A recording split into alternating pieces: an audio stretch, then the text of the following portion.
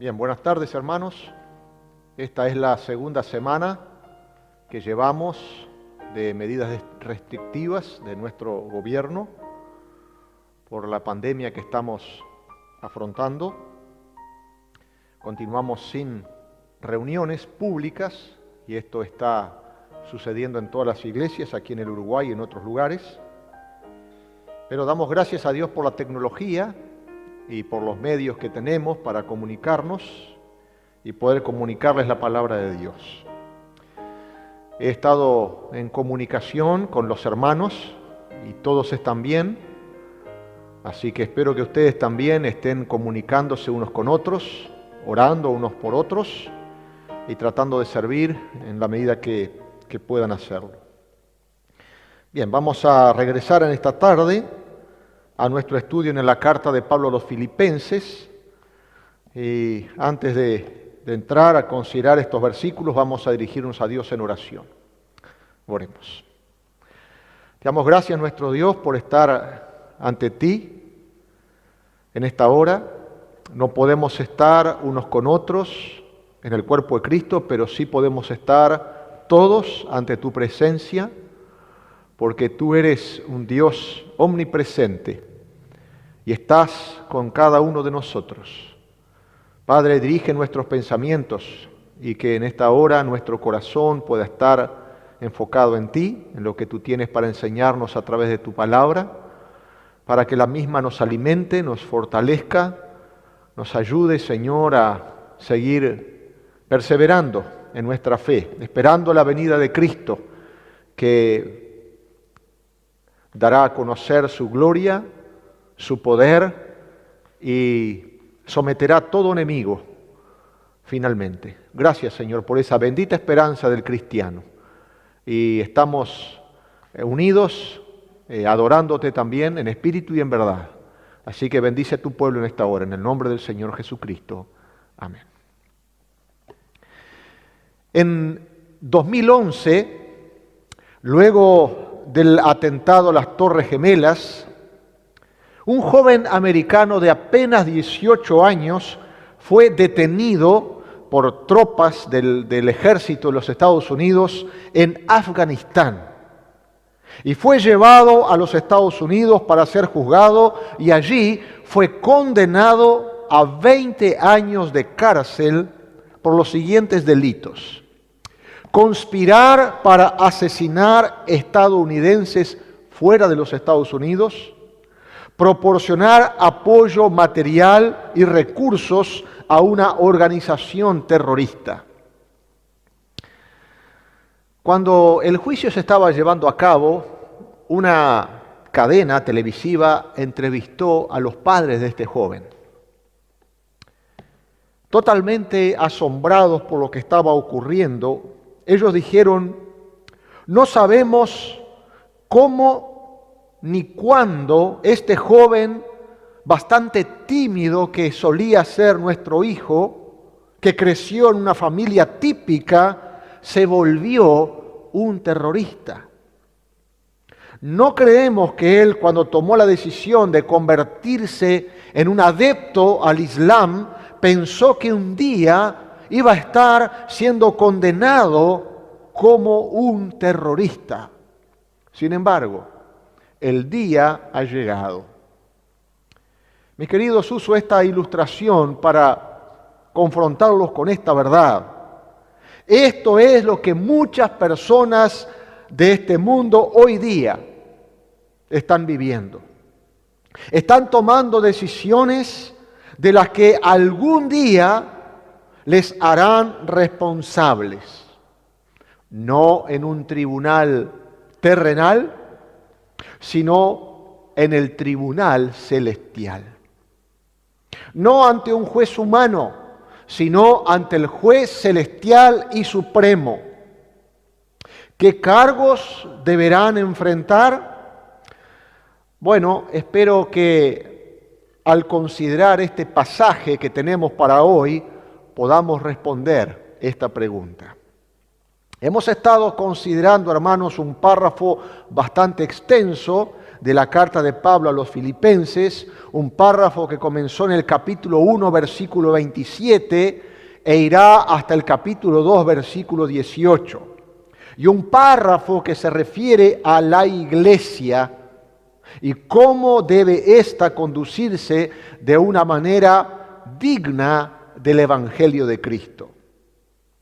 Y hemos venido diciendo que si vamos a decir que nos conducimos de una manera digna del Evangelio de Cristo, entonces, primero, tenemos que mantenernos firmes en la fe del Evangelio, como se describe en los versos 27 al 30 del capítulo 1. Segundo, estar luchando por la unidad de la iglesia, como se describe en los versos 1 al 4 del capítulo 2. Y tercero, la clave para poder hacer estas dos exitosamente, tener la actitud o el sentir de Cristo.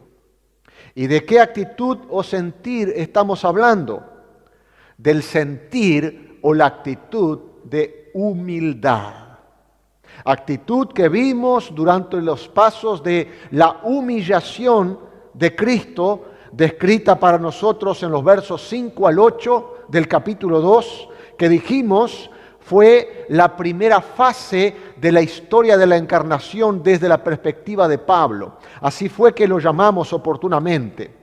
Pero Pablo no solamente nos entregó la primera fase de la encarnación, también nos entregó la segunda fase de la encarnación, de la historia de la encarnación desde su perspectiva. Y esta fase final nos describe la exaltación de Cristo en los versos 9 al 11, que para una mejor consideración dividimos en 4 áreas principales de verdad. Y estamos ahí actualmente. La primera área de la verdad acerca de la exaltación de Cristo fue que ésta involucró 4 pasos: su resurrección, su ascensión, su revelación y su ministerio de intercesión como nuestro sumo sacerdote. La segunda área de la verdad acerca de la exaltación de Cristo fue que Dios el Padre le dio, luego de su humillación, un nombre que es sobre todo nombre. Luego que Cristo tomó los pasos de su humillación y concluyó con su ministerio terrenal para salvarnos, se inició los pasos de su exaltación. Y allí Dios le dio un nombre que es sobre todo nombre. Vimos la semana pasada, ¿cuál era ese nombre? El nombre de Señor. Cristo es el Señor. Hoy consideraremos la tercera área de la verdad acerca de la exaltación de Cristo. Y mi esperanza, hermanos, es que al hacerlo en esta tarde podamos ver las implicaciones eternas de su exaltación y cómo éstas nos afectan, por lo que debe impactarnos no solamente respecto de esta vida, sino también de la vida venidera, para que esto llegue a transformar nuestro estilo de vida, es decir, nuestras decisiones y nuestras acciones. Entonces veamos de nuevo los versos 9 al 11 que estamos considerando para ver la tercera área de la verdad sobre la exaltación de Cristo, que llamaré la respuesta adecuada. Entonces, ¿cuál es la respuesta adecuada a la exaltación de Cristo según Pablo en estos versos? Leemos nuevamente Filipenses capítulo 2, versículos 9 al 11. Sé que ustedes conocen bastante bien estos versos. Versículo 9 dice: por lo cual Dios también le exaltó hasta lo sumo y le dio un nombre que es sobre todo nombre, para que en el nombre de Jesús se doble toda rodilla de los que están en los cielos y en la tierra y debajo de la tierra, y toda lengua confiese que Jesucristo es el Señor. Cristo fue exaltado para recibir la adoración de cada ser creado. Ahora, hermanos, estarán de acuerdo conmigo que hay diferentes maneras por las que los seres creados pueden expresar su adoración. En este mismo momento no estamos juntos, congregados, como siempre lo hemos hecho, para elevar a Dios nuestra alabanza por medio de cánticos unidos. Pero espero que ustedes estén haciendo esto cada uno en vuestro hogar, alabando al Señor en vuestros corazones con salmos, himnos y cánticos espirituales. ¿Y por qué no alabar al Señor en familia, cantando himnos? Sin embargo, adorar a Cristo a través del canto no es el enfoque de este pasaje. Entonces, ¿cuál es el enfoque? Pablo menciona dos expresiones específicas de adoración en los versos 10 y 11. La primera forma o expresión específica de adoración que Pablo presenta aquí es el doblar las rodillas ante Él. Consistente con el pasaje que vimos la semana pasada en Isaías 45, 20 al 25, una profecía de Isaías. ¿Qué significado tiene el postrarnos ante Cristo, el doblar nuestras rodillas?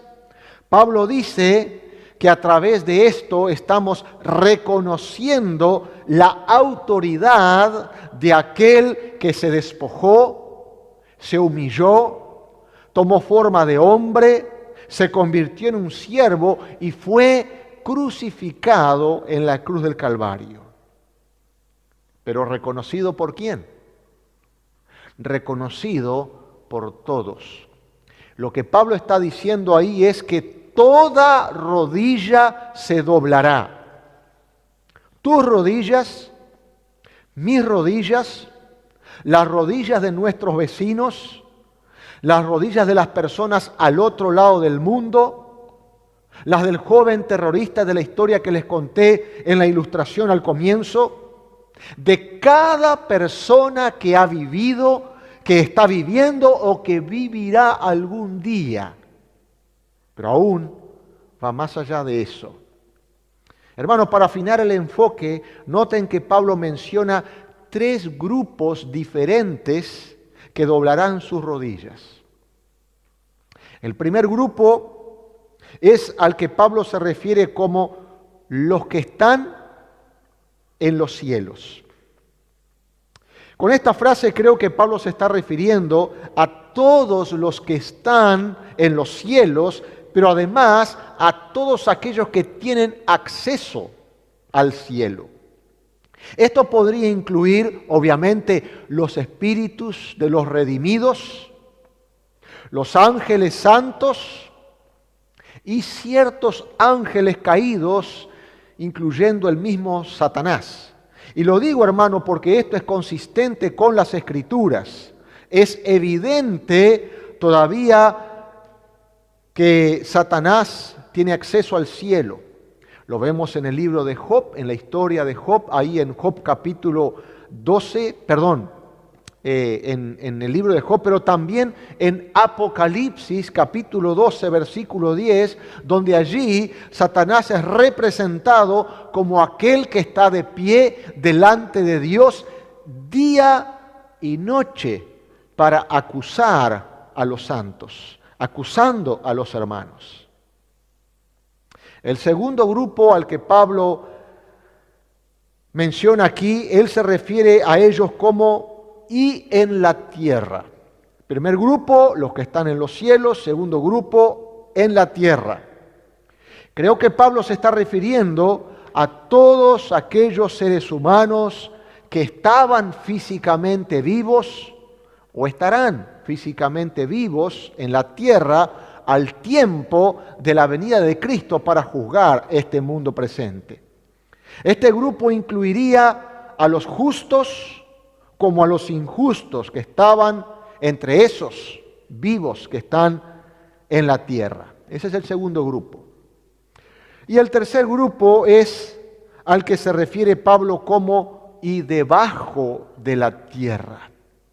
Hermanos, creo que Pablo se refiere aquí a todos aquellos cuyo destino eterno había sido sellado o quedará un día sellado y que estaban esperando o estarán esperando el juicio final.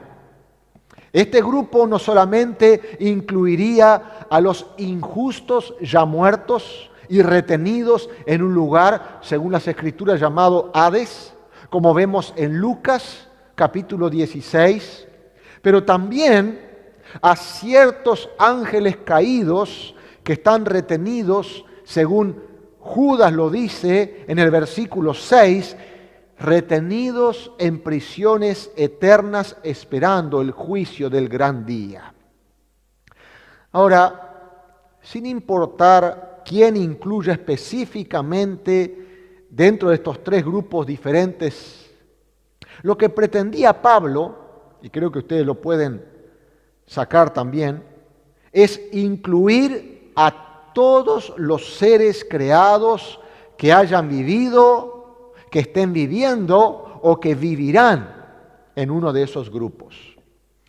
Cuando Pablo se refiere a los que están en los cielos y en la tierra y debajo de la tierra, doblando sus rodillas ante Cristo, está diciendo que cada ser creado reconocerá la autoridad y el gobierno de Jesucristo.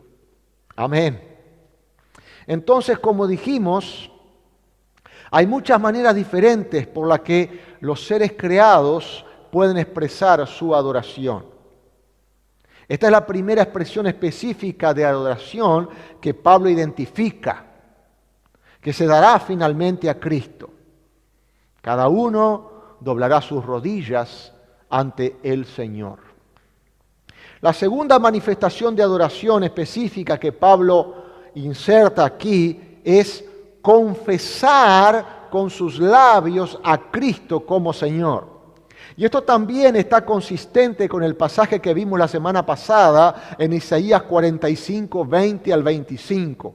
Y otra vez, si quieren, repasen esa lectura en Isaías.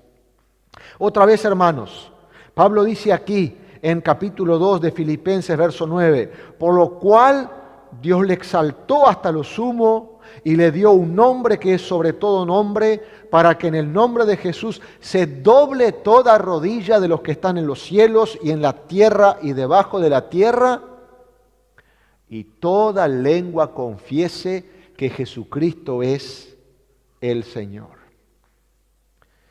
Ahora, ¿qué quiere decir Pablo al usar aquí el término confiese o confesar? Bueno, el término aquí traducido, confiese, en el original es exomologeo, significa declarar abiertamente o una confesión pública. Entonces, ¿qué sucederá? Todos darán una confesión pública diciendo que Jesucristo es el Señor. No habrá de existir ni una sola persona, ni un solo ser creado que no se postre ante Jesucristo y reconozca su derecho a gobernar. Ni un solo ser creado quedará sin proclamar con sus labios públicamente que Jesucristo es el Señor. Nos inclinaremos y confesaremos.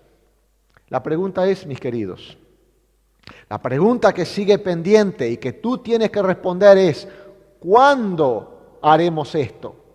¿Nos inclinaremos ante Cristo para confesarlo como el Señor ahora mismo durante nuestra vida o lo dejaremos para hacer en aquel día cuando seamos enfrentados con nuestro juicio final? Quiera Dios por su gracia que todos los que están oyendo ya lo hagan hoy mismo. ¿Por qué lo digo? Lo digo, hermanos, porque reconocer el derecho de Cristo a gobernar y proclamarlo como Señor públicamente en esta vida solo es otra forma de decir que nos estamos conduciendo de una manera digna del Evangelio de Cristo. En otras palabras, que en realidad somos salvos. ¿Y cómo puedo decir esto? ¿En qué me baso para decirlo? Por lo que la Escritura declara en Romanos capítulo 10, versículos 9 al 11, donde leemos así, Romanos capítulo 10, versículos 9 al 11, que si confesares con tu boca que Jesús es el Señor y creyeres en tu corazón que Dios le levantó de los muertos, serás salvo. Porque con el corazón se cree para justicia, pero con la boca se confiesa para salvación. Pues la Escritura dice, todo aquel que en él creyere no será avergonzado. Espero que tú no te avergüences de declarar que Jesucristo es tu Señor. Hace 35 años puse mi fe en Jesucristo, una fe genuina y salvadora. ¿Cómo lo sé? Puedo decirlo porque confesé y continúo confesando que Jesús es el Señor. Reconocí entonces y reconozco ahora aún su derecho a gobernar sobre mi vida. Ahora, ¿esto quiere decir que siempre he hecho la voluntad del Señor? ¿Que no le he ofendido? Es decir, no he vivido en pecado. No quiere decir eso. Pero he estado perseverando en medio de mis fracasos personales. ¿Y lo hago por qué? Lo hago porque sé lo que Él quiere de mí. Y por su gracia quiero continuar esforzándome por darle todo lo que Él requiera de mí. ¿Por qué? Porque he reconocido por fe y continúo reconociéndolo por fe su derecho a gobernar sobre mi vida. Y esta es la respuesta adecuada, hermanos, a la exaltación de Cristo, cuando Dios el Padre le otorgó ese nombre que es sobre todo nombre. Él es el Señor. ¿Te sientes identificado? Esto que acabo de decir acerca de mí también te describe a ti. Si es así, aleluya, gloria a Dios. Si no es así, deberías empezar a preocuparte. ¿Por qué? Porque los que saben que Jesucristo es Señor, pero deliberadamente no reconocen su derecho a gobernar sobre sus vidas, deberían estar horrorizados. Y saco esa palabra horrorizados de un pasaje que quiero leerles en Hebreos capítulo 10. Quiero leerte Hebreos capítulo 10, versículos 26 al 31. Hebreos 10, 26 dice: porque si pecáremos voluntariamente después de haber recibido el conocimiento de la verdad, ya no queda más sacrificio por los pecados, sino una horrenda expectación de juicio, de hervor de fuego que ha de devorar a los adversarios. El que viola la ley de Moisés, por el testimonio de 2 o 3 testigos, muere irremisiblemente. ¿Cuánto mayor castigo pensáis que merecerá el que pisoteare al Hijo de Dios y tuviere por inmunda la sangre del pacto en la cual fue santificado e hiciere afrenta al Espíritu de gracia? Pues conocemos al que dijo: mía es la venganza, yo daré el pago, dice el Señor. Y otra vez, el Señor juzgará a su pueblo. Horrenda cosa es caer en manos del Dios vivo. Aquellos que saben que Jesucristo es el Señor, pero deliberadamente no lo reconocen como Señor, no reconocen su autoridad o su derecho a gobernar sobre sus vidas, deberían estar horrorizados. Y lo digo basado en este pasaje, que creo es la verdad. Y si te sientes identificado, O esto te describe: es mi deseo que esta verdad pueda ahora mismo permear tu sistema de pensamientos y penetrar en lo profundo de tu corazón ahora mismo, y busques de inmediato confesar cualquier pecado al que te has aferrado deliberadamente y des al Señor Jesucristo el lugar que le corresponde en tu vida. ¿Y cuál es ese lugar? El lugar de Señor. Él es el Señor. Pero deberían estar horrorizados no solamente quienes saben quién es Jesucristo, pero deciden ignorarlo, sino también todos aquellos que suprimen la verdad con injusticia. Y quiero leerles Romanos capítulo 1, versículos 18 y 19. Romanos 1, 18 dice: porque la ira de Dios se revela desde el cielo contra toda impiedad e injusticia de los hombres que detienen con injusticia la verdad, porque lo que de Dios se conoce les es manifiesto, pues Dios se lo manifestó. Queridos, Dios está continuamente llamando la atención de las personas en este mundo. ¿Creen ustedes esto? Creo que ahora, más que nunca, estamos creyendo esto, que Dios está llamando la atención de cada persona. Ahora, ¿qué es lo que está haciendo la gran mayoría? La gran mayoría ha decidido ignorarlo. Ahora yo les pregunto, ¿es este Dios un Dios de amor y de misericordia? Y estoy seguro que ustedes dirán conmigo que la respuesta es sí. Pero si las personas en este mundo no están dispuestas a escuchar lo que Dios les está diciendo a través de su palabra, a través de su creación, a través de su Hijo Jesucristo, entonces ellos están rechazando a Dios. Cuando las personas muestran rechazo y desprecio a lo que Dios ha hecho para salvarlos, finalmente ellos se convertirán en los receptores ya no de su amor y de su misericordia, sino en los receptores de su juicio y de su ira. Y quiero leerles Apocalipsis capítulo 20, versículos 11 al 15, donde vemos en este pasaje profético el juicio de Dios para aquellos que lo han ignorado y rechazado. Que dice Apocalipsis capítulo 20, versículo 11: y vi un gran trono blanco y al que estaba sentado en él, de delante del cual huyeron la tierra y el cielo, y ningún lugar se encontró para ellos. Y vi a los muertos, grandes y pequeños, de pie ante Dios, y los libros fueron abiertos. Y otro libro fue abierto, el cual es el libro de la vida. Y fueron juzgados los muertos por las cosas que estaban escritas en los libros, según sus obras. Y el mar entregó los muertos que había en él, y la muerte y el Hades entregaron los muertos que había en ellos. Y fueron juzgados cada uno según sus obras. Y la muerte y el Hades fueron lanzados al lago de fuego. Esta es la muerte segunda. Y el que no se halló inscrito en el libro de la vida fue lanzado al lago de fuego. ¿Quién es el que está sentado en el trono?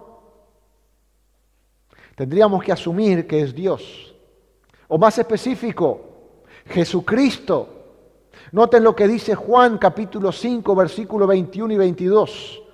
Porque como el Padre levanta a los muertos y les da vida, así también el Hijo a los que quiere da vida. Porque el Padre a nadie juzga, sino que todo el juicio dio al Hijo. Cristo es quien está sentado en el trono de juicio. Él está allí en el gran trono blanco para juzgar a cada uno. ¿A quién juzgará?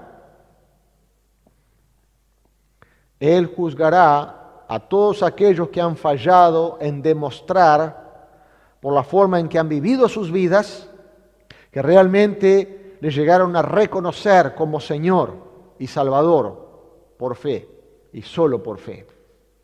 ¿Y cómo demostrarán los que son salvos, los que de hecho poseen la fe verdadera, viva y salvadora?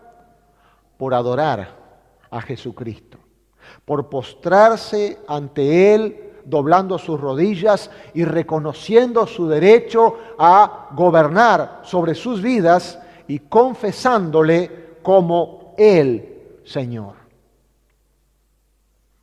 Entonces, hermanos, que hemos aprendido hasta aquí sobre la exaltación de Cristo en este pasaje de Pablo a los Filipenses, aprendimos que la exaltación de Cristo implicó 4 pasos: su resurrección, su ascensión, su revelación y su ministerio de intercesión celestial como nuestro sumo sacerdote. Aprendimos que cuando Cristo fue exaltado, Dios el Padre le dio un nombre que es sobre todo nombre. ¿Cuál es ese nombre? El Señor. Y aprendimos hoy que la respuesta adecuada a la exaltación de Cristo y a ese otorgamiento por parte del Padre de un nombre que es sobre todo nombre es, ¿qué cosas? Doblar nuestras rodillas delante de Él y confesarle como nuestro Señor. Y eso es adoración. Dijimos que dividimos en 4 áreas principales de verdad a fin de considerar mejor lo que implicó o lo que expone aquí Pablo respecto de la exaltación de Cristo. Así que nos está quedando una. La 4ª área de la verdad sobre la exaltación de Cristo es el propósito final de la misma. Leamos nuevamente ahí, versículos 9 al 11.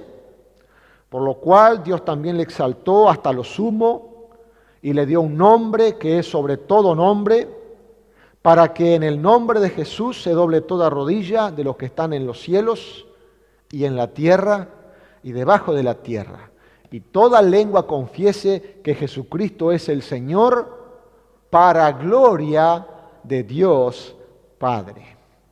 Y esto último que leímos es muy importante que lo entendamos. Porque, hermanos, después de haber entendido la respuesta apropiada a la exaltación de Cristo, podrías tal vez terminar diciendo: aguarda un momento, si toda rodilla se doblará ante Cristo y toda lengua confesará que Él es el Señor, ¿qué de Dios? ¿Qué de Dios Padre? Pero, queridos, Dios el Padre y Dios el Hijo no compiten por adoración. Noten lo que dice Juan capítulo 5, versículos 22 y 23. Ya leímos 21 y 22, nuevamente 22 dice: porque el Padre a nadie juzga, sino que todo el juicio dio al Hijo, para que todos honren al Hijo como honran al Padre. El que no honra al Hijo, no honra al Padre que le envió. Este es el misterio revelado. Dios en 3 personas. Ese misterio que conocemos como Trinidad. Un solo Dios en 3 personas. Dios Padre, Dios Hijo y Dios Espíritu Santo. El único Dios vivo y verdadero. Dios no nos está llamando a adorarlo a través de Jesucristo. Él nos está llamando a adorar a Jesucristo de la misma forma que le adoramos a Él. Cuando confesamos a Jesucristo como Señor, cuando reconocemos su derecho a gobernar sobre nuestras vidas, no estamos deshonrando a Dios, estamos glorificando a Dios.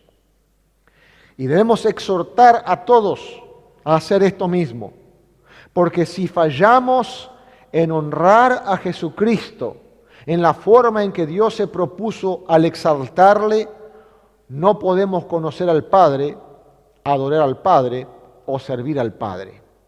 Y si no podemos conocer al Padre, adorar al Padre o servir al Padre, no somos salvos. De hecho, no fuimos salvos. Quiero concluir con este pensamiento. Este joven del cual te hablé al comienzo tomó sus decisiones. Sus decisiones lo llevaron a acciones. Por sus acciones fue juzgado, fue condenado, fue hecho responsable de sus acciones. Pero queridos, el castigo que enfrentó palidece literalmente en comparación con el castigo que le espera a todo aquel que no entienda o ignore el significado y propósito de la exaltación de Cristo y termine deshonrando al Padre como deshonra al Hijo. ¿Puedes tú decir hoy que has doblado tus rodillas delante de Jesucristo? ¿Puedes tú decir hoy que has confesado a Jesús como Señor, reconociendo su derecho a gobernar sobre tu vida? ¿Puedes decir hoy que has honrado y estás honrando al Padre porque estás honrando al Hijo? Espero que así sea y que puedas estar verdaderamente dando esta adoración que Él merece. Que el Señor bendiga su palabra. Vamos a terminar con oración.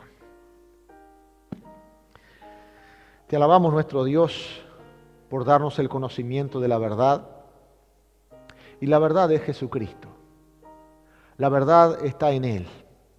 Y nosotros no podemos conocer la verdad fuera de Jesucristo. Pero Padre, al conocer esta verdad, eso nos lleva a vivir conforme a esa verdad.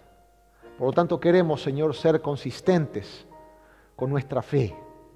Por lo tanto, queremos vivir de una manera que honre a Jesucristo, el Hijo de Dios. Queremos vivir de una manera consistente, declarándole como Señor sobre nuestras vidas. Padre, gracias porque pudimos considerar que Él estuvo dispuesto a humillarse y vimos los pasos de su humillación. Pero Señor, por eso Dios le exaltó hasta lo sumo. Y ahora estamos viendo los resultados de su exaltación. Damos gracias porque Cristo es el Señor y Él gobierna. Y no hay nada que suceda fuera de su control. Pero Señor, qué triste es terminar doblando su rodilla delante de Él en el día del juicio, cuando ya no haya oportunidad de reconciliarse con Él. Te damos gracias porque hoy a través de la cruz se ofrece reconciliación, perdón, misericordia a todo aquel que reconoce que Jesucristo es Señor. Y verdaderamente dobla sus rodillas y le da sobre su vida autoridad. Quiera Dios obrar en el corazón de cada uno para que sea esta nuestra disposición. Oramos en el nombre del Señor Jesucristo. Amén. El Señor les bendiga.